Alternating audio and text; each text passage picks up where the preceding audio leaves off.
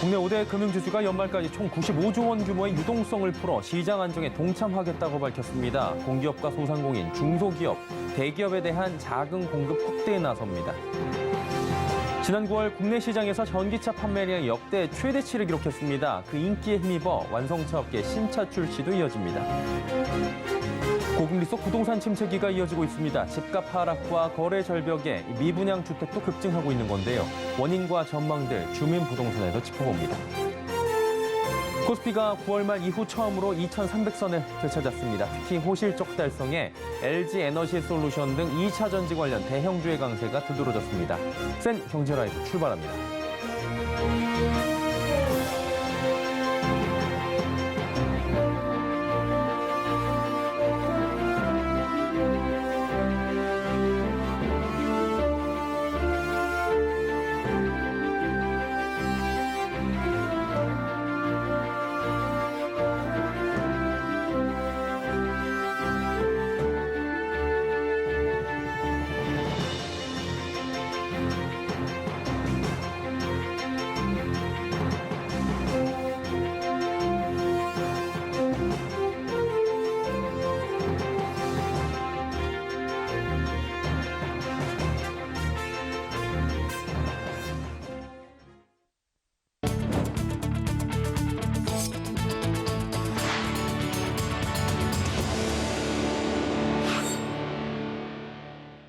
시청자 여러분 안녕하십니까? 센 경제 라이브 서정덕입니다.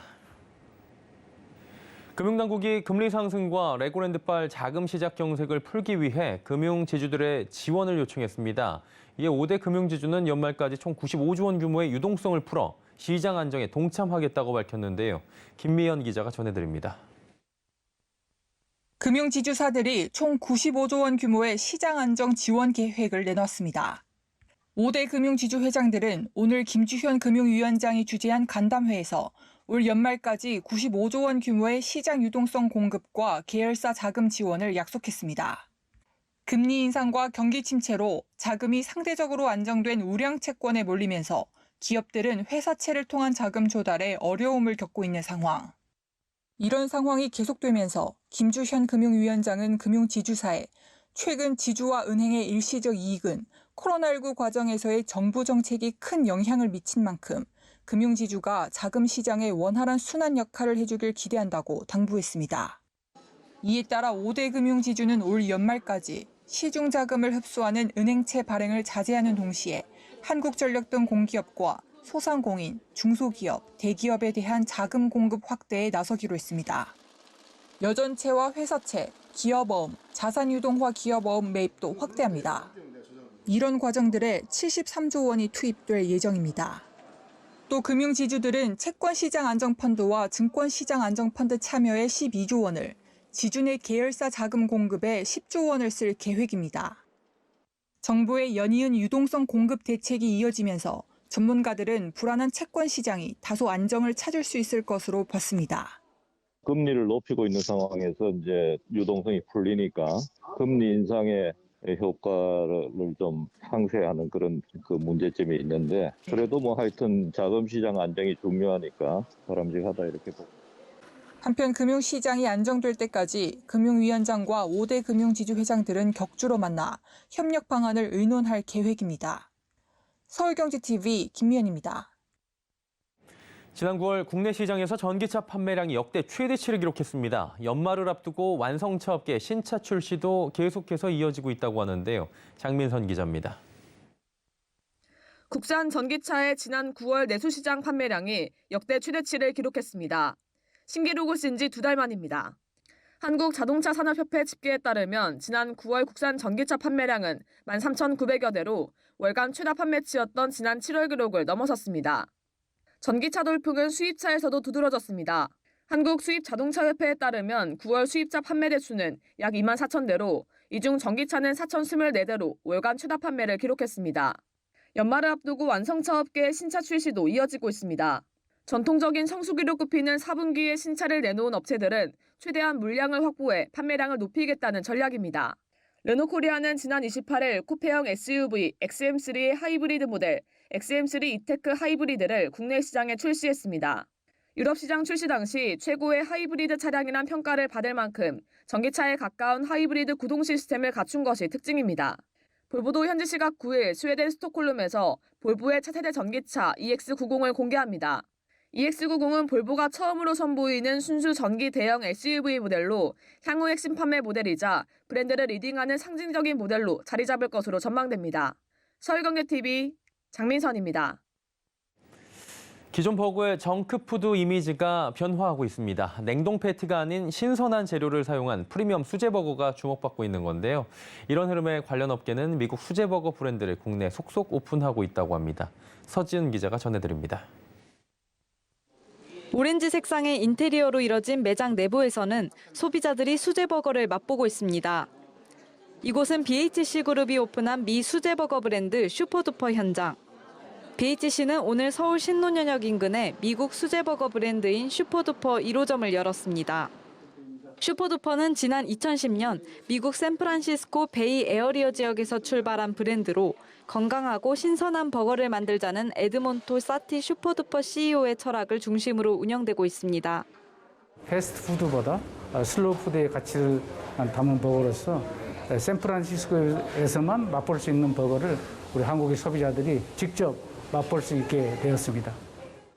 건강을 중시하는 소비 트렌드가 확산하면서 국내 기업들도 신선한 재료로 만든 프리미엄 버거 시장에 뛰어드는 것입니다. SPC그룹은 미국 수제버거 브랜드 쉐이크쉑을 국내에 오픈했습니다. 현재는 국내에 20여 개의 매장이 들어섰을 만큼 눈길을 끌고 있습니다. 다만 수제버거 브랜드가 크게 늘어난 만큼 생존도 쉽지 않다는 전망이 나옵니다. 오바마 버거로 이름을 알린 미국 구스터프 이터리는 대우산업개발이 서울 강남에 1호점을 냈지만 5개월 만에 영업 종료를 선언했습니다. 현재 새로운 브랜드들이 계속적으로 들어오고 있는 추세라고 볼 수가 있고 아직 고급화 시장에 강자가 이렇게 막 고착되고 있는 그런 상황은 아니다 이렇게 볼. 국내 기업들이 해외에서 인기를 얻은 수제버거 브랜드를 들여오면서 프리미엄 수제버거 시장 경쟁은 더욱 치열해질 전망입니다. 서울경제TV 서진입니다. 포스코건설이 인천 송도 국제업무단지 개발 사업과 관련해 미국 부동산 개발 회사 게일 인터내셔널과 벌인 국제 분쟁에서 승소했습니다. 양측은 지난 2002년 합작회사 송도 국제도시개발유한회사를 세워 국제업무단지 사업을 추진했는데 2015년부터 양측에 균열이 생기며 게일 측이 이 사업을 전면 중단했고 포스코건설이 사업 중단에 따른 손실을 떠안는 구조가 됐습니다. 이후 포스코건설은 게일의 지분 70%를 취득했고 2018년도 다른 외국 회사인 ACPG, TA에 각각 매각했습니다. 이에 반발한 게일사는 본사의 NSIC 지분을 포스코건설이 처분한 것은 신의성실 의무를 위반한 것이라며 소송을 제기했지만 국제상업회의소는 3년 반 만에 이를 기각했습니다.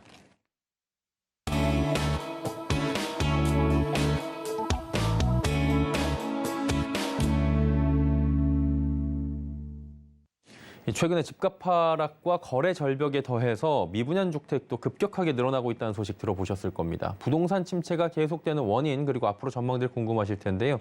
부동산부의 이지영 기자와 해당 이야기들 짚어보도록 하겠습니다. 어서 오세요. 안녕하세요. 예, 거래 절벽, 거래 실종이라는 말은 저희가 기사를 통해서 그리고 여러 가지 뉴스를 통해서도 많이 듣게 되고 저희도 사용하는 용어인 것 같은데요. 실제로 지난 9월까지 주택 거래량이 지난해와 비교해 보면 반타작이 났다, 반토막 났다 이렇게 얘기가 나와요. 주택 거래가 확 줄어든 이유가 어디에서 찾을 수 있습니까? 네, 가장 큰 이유는 금리 급등에 있습니다. 예. 금리가 계속해서 급등하자 또 대출을 받아서 집을 사기 어렵게 되고 그러다 거래량이 급속하게 줄어든 겁니다. 그나마 앞으로 집값이 오를 거라는 확신이 있다면은 이제 높은 금리에도 불구하고 매매를 고려할 수 있을 텐데요. 지난 7년 동안에는 집값이 오를 거라는 기대감이 있었습니다. 그래서 2030 세대들도 너도 나도 연끌을 해서 집을 사기도 했었죠. 이때가 아니면 집을 사지 못한다 이런 인식이 만연해 있었습니다. 하지만은 이제는 상황이 정반대가 됐습니다.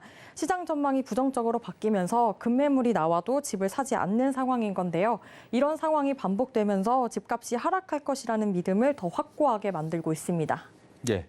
저도 이제 부동산 쪽에 가서 물어보니까 급매는 안 통하고 급급매도 안 통하고 급급급매 정도 돼야 뭐 팔릴까 말까 하다고 할 정도로 굉장히 지금 거래 침체인데 그러다 보니까 정부도 대책을 내놓고 있거든요. 그런데도 서울 지역에서 거래량 급감이 유독 심각한데 이 이유는 뭡니까? 네, 말씀하신 것처럼 서울 집값이 예. 고점 인식이라는 게 좀 두드러져 보입니다. 쉽게 말해서 가격이 너무 비싸기 때문인데요. 집값이 최근 몇 년 동안에 비해서 떨어지기는 했지만 집을 직접 사려는 실소유자들은 크게 체감하지 못하는 상황으로 풀이됩니다. 즉 팔려는 사람과 사려는 사람의 기준점이 다른 상황입니다. 또 정부가 규제 지역을 해제하는 등의 정책을 내놨는데요. 지금 그 효과는 좀 크게 나타나고 있다고 보기도 어려운 상황입니다. 일부 규제가 사라져도 금리 수준을 정부 차원에서 어떻게 할 수 있는 상황이 아니다 보니까 수요자들 입장에서는 집값 마련의 어려움이 그대로 나타난 겁니다. 그렇죠. 이제 너무 올랐다라고 생각하는 사람들과 그리고 내릴 만큼 내렸다. 근데 거기서 문제는 금리고요. 집값이 문제라고 치자면 비교적 저렴하게 내 집 마련이 가능한 청약을 지금 고려해 볼 수 있잖아요. 근데 최근에 청약 시장도 한파가 불어닥쳤다면서요? 네, 맞습니다. 현재 미분양 물량이 계속해서 증가하고 네. 있는데요. 9월 말 기준 전국의 미분양 주택은 41,604가구로 전월보다 27.1% 증가했습니다. 이는 2015년 11월 이후 6년 10개월 만에 가장 큰 폭으로 증가한 건데요. 수도권 미분양이 7,813가구로 한 달 만에 55.9% 증가했습니다. 예, 지금 PF 사태 터지고 있고 이게 대규모 미분양 사태가 자칫 발생한다면 건설사는 물론이고 공사에 자금을 댄 금융사도 그 중간에 신용을 공유한 곳들도 연쇄적으로 타격을 입을 것 같은데 전망 어떻게 됩니까? 네, 현재로서는 부정적인 전망에 무게가 실리고 예. 있습니다. 연초 쌓여왔던 물량들이 연말에 대거 나올 것으로 풀이되기 때문인데요. 건설사들은 올해 새 정부가 나오면서 여러 규제를 해제해 줄 거다 이런 기대감에 분양 일정을 좀 미뤄왔습니다. 하지만 규제는 기대만큼 사라지지 않았고 금리 인상이 계속되면서 시장 침체만 심각해진 상황입니다. 특히 내년에는 금리가 더 오를 것으로 예상되면서 건설사들은 더 상황이 악화되기 전에 물량 털어내기에 나설 것으로 보이는데요. 이렇게 연말에 풀리는 물량은 약 6만 가구 정도로 추정되고 있습니다. 현재 시장에서는 약 4만 가구 정도 미분양 물량이 나와 있는데요. 청약 열기가 식어지는 가운데 이 6만 가구까지 더해지면은 미분양 물량은 더욱 더 증가할 것으로 보입니다. 그러다 보니까 정부는 사전 청약 속도 조절에 나섰다고 하는데 해당 내용도 전해주시죠. 네, 정부가 청년 서민 주거 안정을 위한 공공주택 50만 가구 공급 계획을 발표한 가운데 올해 초 예고한 약 2만 4천 가구 사전 청약 물량을 이번 시범 단지에서 제외한 건데요. 국토교통부는 시장 상황에 맞춰 공급 물량을 조절할 계획이라고 말했습니다. 또 시장 상황을 보면서 해당 지역의 조건이 맞다면 사전 청약을 진행할 거라고도 했는데요. 당초 국토부는 올해 3기 신도시를 위주로 총 3만 2천 가구를 공공 사전 청약을 통해 공급하기로 발표했었는데 새 정부 출범에 대비해서 1분기 이후 청약을 잠정 중단한 바 있습니다. 기존 계획대로라면 하남 교산, 인천 계양, 고양 창릉, 부천 대장 등 올해 안으로 2만 4,100가구가 나왔어야 하는데요. 국토부는 사전 청약은 부족한 공급을 만회하기 위해 운영했었고 시장 과열기에는 아주 유용하게 사용된다고 하면서도 침체기에 본 청약이 나와도 미분양이 나오고 이런 미분양이 계속 쌓이는 상황이라면 시장 상황과 지역적 수요를 보면서 종합적으로 결정해야 하는 상황이라고 말하고 있습니다. 즉 부동산 과열기였던 지난 정부에서는 공급량을 늘리기 위해 사전 청약을 진행했다면 지금 침체기인 상황에서는 무리하게 사전 청약을 진행할 필요가 없다는 입장입니다. 뜨거운 청약을 열풍을 누그러뜨리기 위한 수단이었던 이 사전 청약은 애초 계획을 변경할 필요가 있다는 데에서도 부동산 전문가들은 동의를 하고 있습니다. 이와 관련해서 윤수민 NH농협은행 부동산 전문위원 얘기 들어보겠습니다. 이 사전 청약을 처음에 시행했던 시기와 지금의 시장 상황이 많이 달라졌기 때문에 국토부 입장에서 이거를 맞춰가는 상황은 좀 적절하다고 판단을 할 수 있을 것 같고요. 다만 사전 청약이 과연 얼마나 시장의 안정화에 영향을 미쳤는지에 대한 부분들은 조금 더 검토를 해볼 필요가 있지 않는가. 예, 냉기가 이어지고 있는 부동산 시장에 대해서 이야기 나눠봤습니다. 이지영 기자였습니다. 고맙습니다.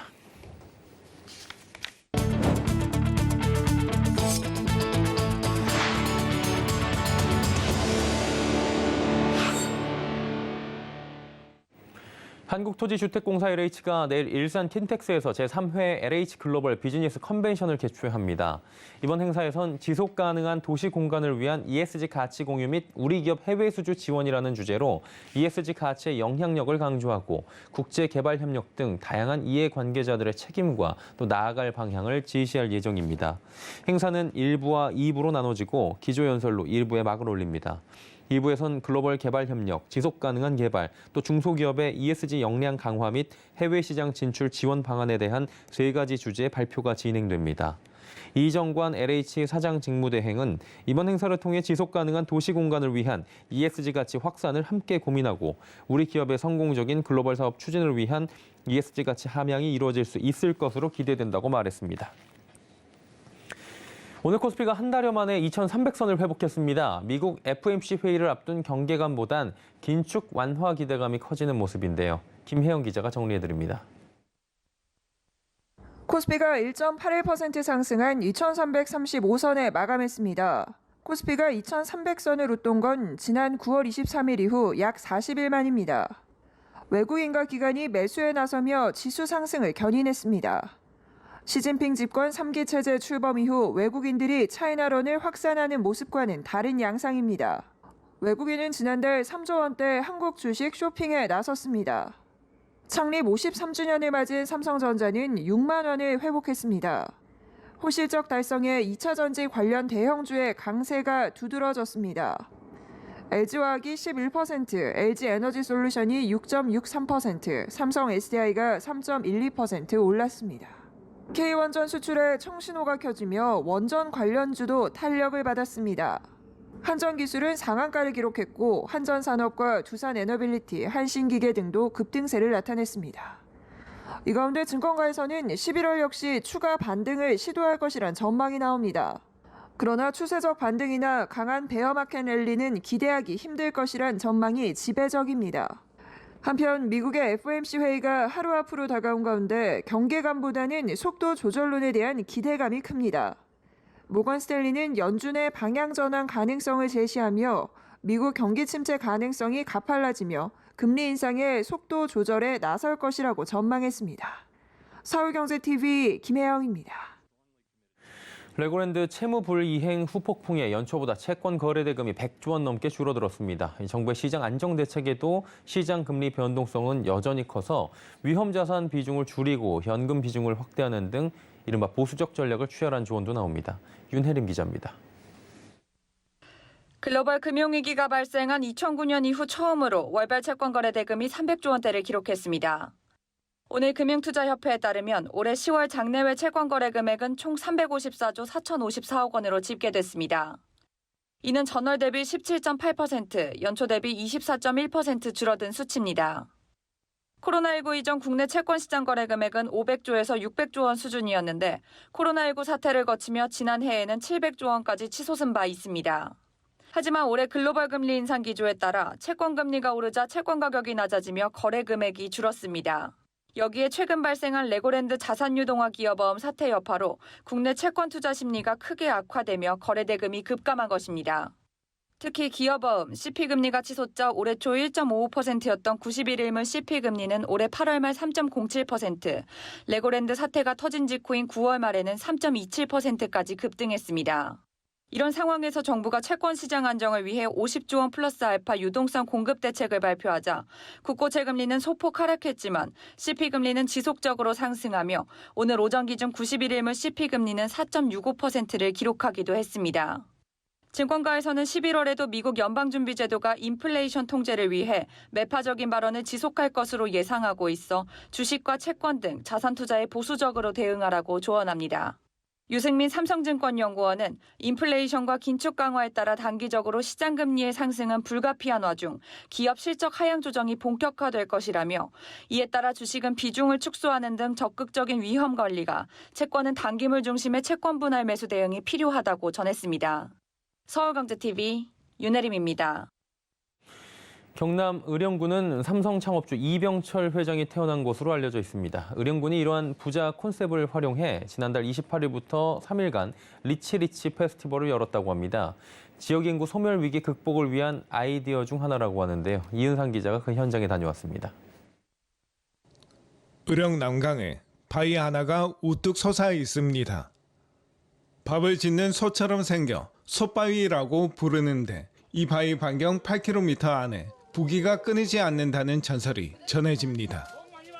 실제 이 바위 주변에서는 삼성 이병철, LG 구인의 효성 종재 등 대기업 창업주들이 태어나기도 했습니다. 의령군은 이 같은 부자 콘셉트를 활용해 올해 처음으로 리치 페스티벌을 열었습니다. 부자의 기운을 나누고 나눔을 실천하는 진정한 부자의 자세를 배우자는 취지입니다. 의령군은 솥바위 주변에서 소원 빌기와 창업주 생가에서 부의 기운 받기를 비롯해 지역 농산물을 알리는 부대 행사 등도 마련했습니다. 의령에서는 이렇게 처음으로 리치 축제를 개최를 한다고 해서 여기 왔습니다. 막상 와보니까 지금 코로나 때문에 좀 침체됐던 경제 활성화가 의령군에는 좀 되는 것 같고, 인구 2만 6천여 명에 불과한 의령군은 이번 축제를 지역 홍보와 함께 지역 소멸 위기를 극복하는 원동력으로 삼겠다는 계획입니다. 부자 기운이 가득한 땅, 앞으로 희망의 땅 의령을 만들어서 인생 이막을 의령에 오고 젊은 청년들이 찾아오는, 그래서 인구 소멸을 막아내는 그런 의령을 만들겠습니다. 의령군의 지역 소멸 위기 극복을 위한 독특한 노력에 관심이 쏠리고 있습니다. 서울경제TV 영남 이은상입니다.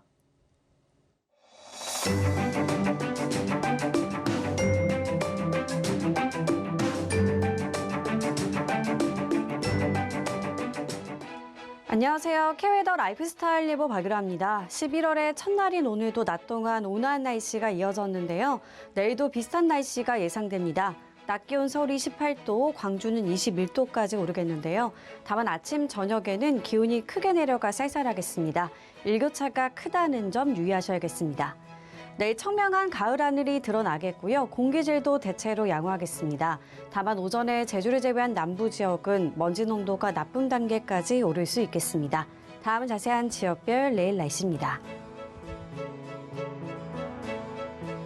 중부지방 맑은 가운데 아침, 저녁에는 쌀쌀하겠고요. 낮에는 춘천 17도, 대전 18도까지 올라 온화해지겠습니다. 동해안도 맑고 일교차가 크겠습니다. 아침 기온 8도 선으로 시작해 한낮에는 17도 안팎까지 오르겠습니다. 남부지방 맑고 낮 동안 온화하겠습니다. 전주와 대구 20도를 보이겠는데요. 다만 아침, 저녁에는 쌀쌀해 일교차가 크겠습니다. 전해상해 하늘 맑겠고요. 물결은 최고 2m로 잔잔하게 일겠습니다. 목요일 낮부터는 찬바람이 불어들겠고요. 서울의 아침 기온이 2도에서 3도 선까지 내려가는 등 때이른 추위가 찾아오겠습니다. 날씨였습니다. 수행경제라이브 저희가 준비한 소식은 여기까지입니다. 편안한 저녁 시간 보내시길 바랍니다. 고맙습니다.